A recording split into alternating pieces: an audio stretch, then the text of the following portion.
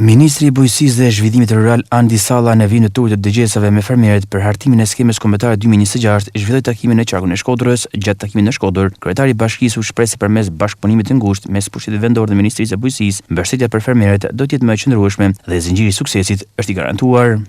Ato transformime që po vinë në Shkodër dhe që po i shohim ditë për ditë, që kanë bënë me riktimin e Shkodrës në një qendër rajonale, në një qendër të zhvilluar, me më shumë investime, me më shumë turist. Ajo nuk mund të bëhet pa një mbështetje të fortë të një zhvillimit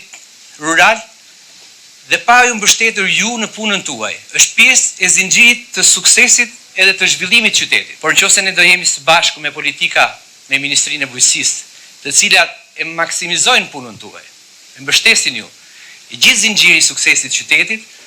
është absolutisht i garantuar fal këtij bashkëpunimi. Gjatë dëgjesës me fermerët, Ministri Andi Salla theksoi rëndësinë e dialogut drejt për drejt si një mjet thelbësor për identifikimin e problematikave reale në terren dhe për ndërtimin e një skeme mbështetëse, sa më të drejtë dhe gjithëpërfshirëse. Bashkë me kryetarin kemi diskutuar dhe jemi duke menduar për të krijuar SHBB-t, bashkimet e fermerëve që lidhen me një ekonomi tjetër. Duhet që ne të jemi të bashkuar në ferma më të mëdha,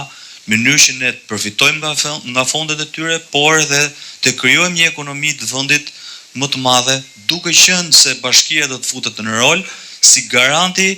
i procesit të punës tuaj, ku ju do të jeni bashkë, secili ka fitimin e vet, por ne nesër krijojmë një tjetër pol ekonomik. Dhe kjo duhet që të organizohemi dhe të krijojmë ne një mënyrë më të mirë. Ne kemi modelet, i kemi në ministri, po duam që t'i shtrim në gjithë Shqipërinë, që ne të fillojmë të krijojmë dhe në Shkodër modelet e bashkimit fermerëve, që të aplikojmë dhe të kemi një proces sa më të madh, sa më të mirë dhe të përfitojmë nga fondet e bashkimit evropian. Gjithë ne bashkë me bashkinë, me të gjithë garancinë sovrane që ka vënë qeveria shqiptare, prej 250 milionë eurosh, garanci e cila ju mund të aplikoni për një kredi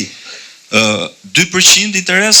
dhe ne hym garant, bashkia hym garant, dhe secili për jush ngrej fermën dhe ngrej një tjetër nivel punën dhe biznesin e vet. Turi i dëgjesave për skemën kombëtare 2026 do të vijojë edhe në qarqe të tjera të vendit me synimin që politikat mbështetëse të ndërtohen mbi kontributin e drejtë për drejtë të fermerëve dhe në përputhje me standardet e Bashkimit Evropian.